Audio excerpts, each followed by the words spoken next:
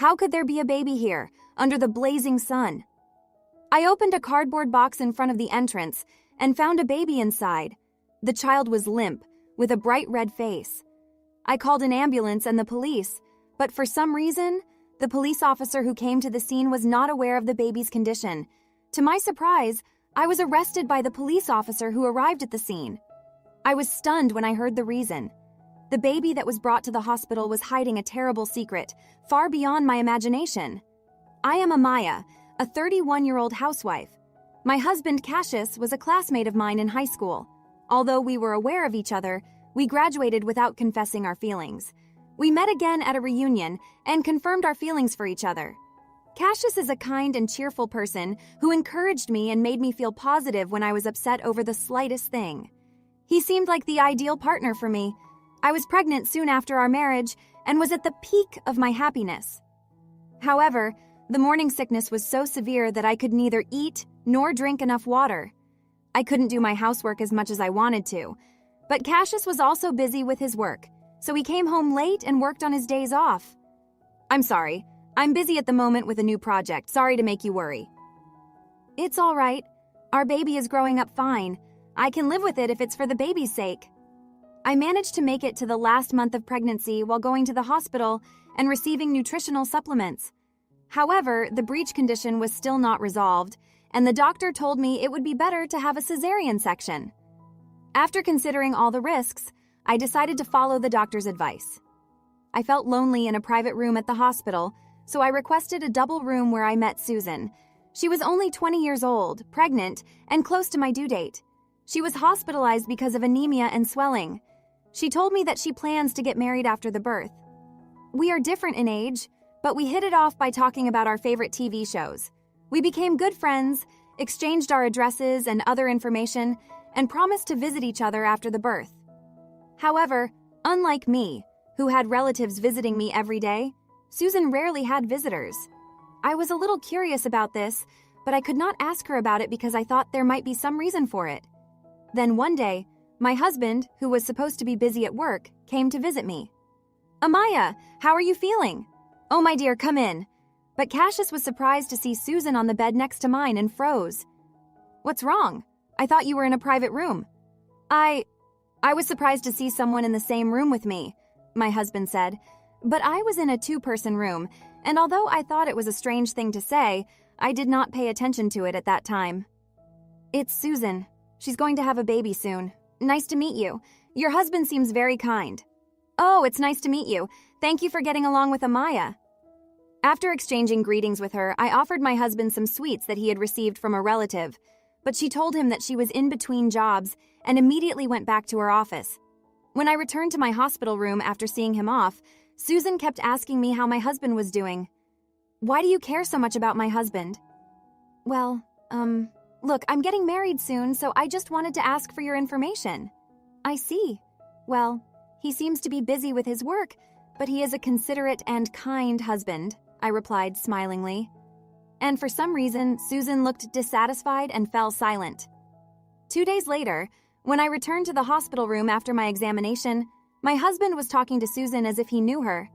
Then they noticed me and hurriedly stopped talking. Oh, honey, you're here. Yeah, I just came to check on you. You're due for surgery soon, right? Yeah, it's in 3 days. Well, good luck with the baby. I was happy to hear my husband's thoughtful words, but I was concerned about the way Susan was staring at me. For some reason, Susan changed and began to act coldly toward me. Hey, you said you're 31, right? Isn't it too late to have a baby? I feel sorry for your kids if you are an old mom, Susan suddenly said to me. Even though she must have known my age, she continued, Besides, you're an old woman, but you sound so spoiled by your husband. It's disgusting. Aren't you ashamed of yourself? After that, Susan continued to hurl verbal abuse at me at every opportunity, and I couldn't take it. I had to have a cesarean section, but I lost a lot of blood. After seeing the baby for a moment, my consciousness became cloudy, and I had to undergo treatment away from the baby. 10 days later, I was feeling better and was finally able to hold my baby, a small, cute little girl. I asked the nurse about Susan, and she told me that she had given birth one day after me and had already left the hospital with the child. I wanted to remain friends. My relationship with her became somewhat awkward. but I was relieved to hear that Susan had also given birth safely.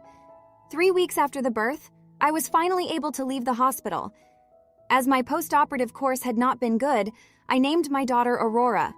I was filled with happiness at the thought that from now on, I would be able to live with my sweet child. Aurora is a beautiful child with fair skin, fine hair, and slightly brownish eyes. She looked nothing like me or Cassius, but I was sure she must have gotten her genes from one of my ancestors. My milk supply was not good, so I raised her on milk, but she grew up so well, and I couldn't stop. Enjoying the story so far? Show your support by liking and subscribing to our channel. Now, let's dive back into the story. Cassius was also very excited and wanted to see his daughter as soon as he finished work. So he started to return home on time. Are you done with work? Oh, the project is over and I'm on regular duty now, and I miss Aurora so much at work. You're going to be a sweet daddy. But at that time, I never imagined it would come to that. A week later, a big event happened. When I opened the front door to go out for Aurora's 1-month checkup, I found a cardboard box. What is this? What is this? I was suspicious, but I opened it with trepidation to see what was inside. And the next moment, to my surprise, I found a baby inside.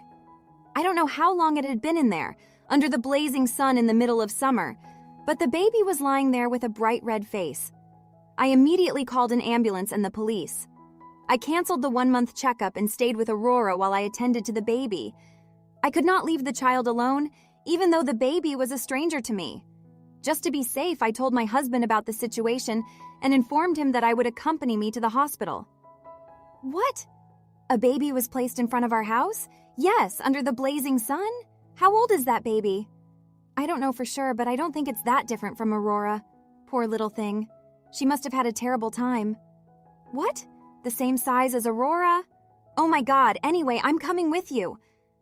The child who was rushed to the hospital was given life-saving treatment, but I could not take my eyes off the baby lying on the bed.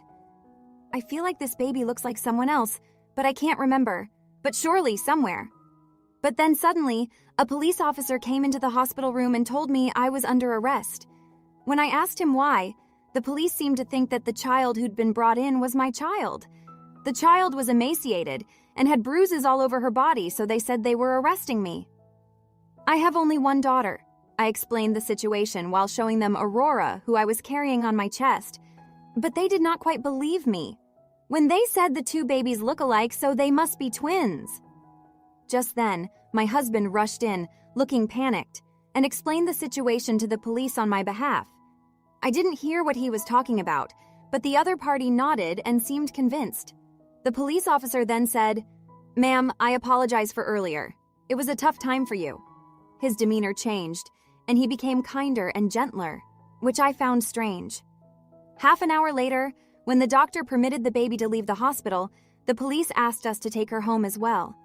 I looked at my husband, not understanding what he meant, and he readily agreed, saying, "Okay." "What do you mean, Amaya?" "I'm sorry, I'll explain when I get home." My husband's eyes were swimming. He did not look at me, and sweat was pouring out of his forehead. There was no doubt that he had something to be guilty about. I couldn't believe my ears when I got home and heard my husband's story. To my surprise, Susan, who was my roommate at the hospital, was my husband's unfaithful partner. She was young and had been doing sugar dating. She met my husband in a life of spending time with older men who would buy the things she wanted and give her money. However, when Susan found out that my husband was well paid, she decided to seduce and marry him at the same time. When Susan became pregnant, she checked out of my hospital and admitted herself there. It was a coincidence that we ended up in the same room, but my encounter with Susan was a setup. "I'm sorry. I was just playing around with Susan. I told her to give it up." When I heard she was having a baby, but she wouldn't have it, my husband got down on his knees and apologized. But I told him to keep talking. I heard that he paid Leah $30,000 in alimony and told her to leave him at the hospital. Now I know the reason for Elle's sudden change. I guess she thought my husband was going to leave me and marry her younger self. But when that didn't work out the way she wanted, she took it out on me. When her husband heard about the baby in the cardboard box from me that morning, he suspected it was Susan's. I hurriedly called, and she told me it has become too difficult to raise the child, so I decided to give it to you. I named the child Celine, so please take care of her. I was astonished by this story that came out of the blue. I was disgusted with her for leaving the child on our doorstep, but I was disgusted with my husband's human nature for getting his affair partner pregnant and then trying to settle it with a payout. After the last month of pregnancy, I wondered at this point if she was hiding an even more unbelievable fact. If this idea is true, then what a horrible woman Susan is. But it is her husband who has made her that way. I looked at my husband, who was on his knees trembling with anger that was welling up inside me. You know you wouldn't want to raise Susan's child either, would you? Do you want me to put her in an institution? I don't even recognize her, so I don't even... What didn't you tell the truth to the police? That won't matter. I regretted so much that I had married such a shallow and stupid man, but there was no taking back what I had. I had to think about what I was going to do. However, at this time, I had already made up my mind. After comparing Aurora and Minerva in my heart, I decided to talk to Susan to get closure and called her. I knew her phone number because we had exchanged information when we became friends in the hospital room. Susan, I'm leaving my husband. Then can I marry him? You and Cassius will have to talk about it and decide. I'm coming over there right now. I asked my parents, who lived nearby, to come over immediately and watch the two babies. My parents wondered why there was another baby with Aurora, but when they saw the look of impatience on my face, they cooperated without asking any questions. After about 30 minutes, Susan arrived, and my husband, her, and I had a face-to-face talk. My husband's face was tense, and his face was tense, while Susan's face was full of smile, and I must have looked like an ogre. So why did you decide to replace the baby, Elle? My husband looked shocked at my words, his eyes wide open like saucers, and his mouth moving like a goldfish. Amaya, what are you talking about? Susan grinned at my husband, who was intensely confused by the fact that he had just been informed of this for the first time. How did you know? No, yes, Aurora was not my child, but Susan's child. The Celine in the cardboard box was the child I had given birth to. I had no idea what was going on, and I loved Aurora as my child. But to be honest, I also felt a sense of discomfort after the birth. In a moment of surprise, I saw the child I had given birth to, but she had dark hair. Aurora, however, had fine hair with a slight brownish tinge. I thought it was my illusion, but I could not shake off the nostalgia I felt when I first saw Celine. I was very much like Celine with her thick dark hair, slightly dark skin, and big tail-like eyes. Nothing things I would, and this is the child I gave birth to. I have no doubt. When I held my Celine, I was sure of it, but I could not understand why Susan had switched the child. It's because I can't help what I've been exposed to. Susan's story was selfish and appalling.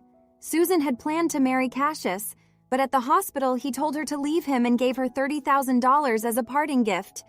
Compared to her unhappy self, she felt jealous of me, who was loved by her husband and relatives and gave birth to a blessed child. She also said that she could not stand the unfairness of comparing my child, who would be born without any inconvenience, with her child, who would have no father and would have a difficult life ahead of him. She was using the cutoff money she received. She recruited the nurse into her ranks and replaced the baby.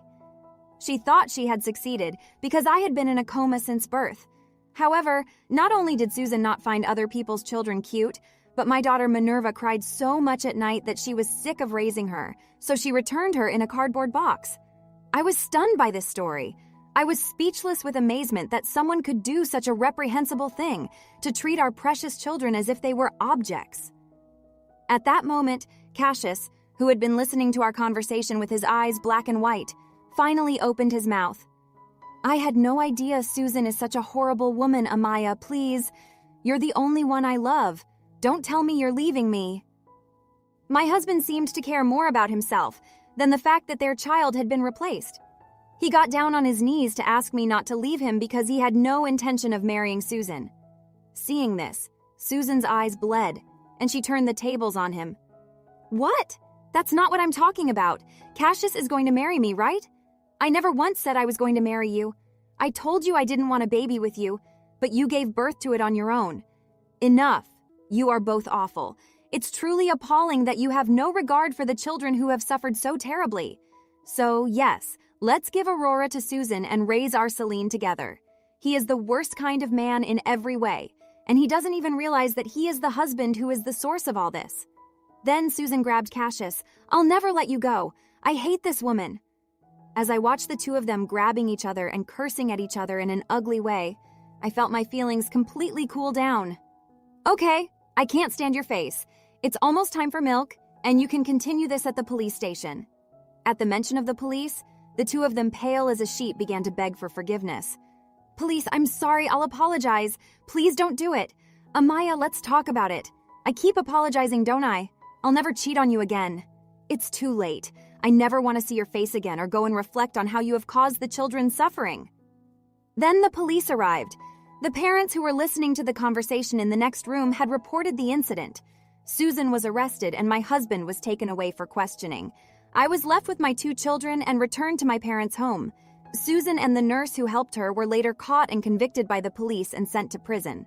I consulted a lawyer and demanded $20,000 in alimony and $50,000 in child support from Susan. I divorced my husband and decided to raise both Aurora and Minerva as my children. I demanded $30,000 in alimony and $200,000 in child support for the two children from my husband. My husband was afraid of being sued by me, so he used all of his savings to pay the bills and borrowed from a shady consumer finance company to cover the shortfall. As a result, I heard that he is living a shabby life in a shabby apartment with huge debt. The process of making both children my children was complicated, but it went without a hitch, and now they are both growing up together. Both Aurora and Minerva are my precious children. My parents understand my feelings and love them both equally, so I started looking for a job to work when they turned 1. It may be hard work, but I will do my best for the sake of my lovely children. Thanks for watching! How did you find the story? Let me know in the comments below. Don't forget to like this video and subscribe to our channel for more awesome stories like this. Your feedback and support mean a lot.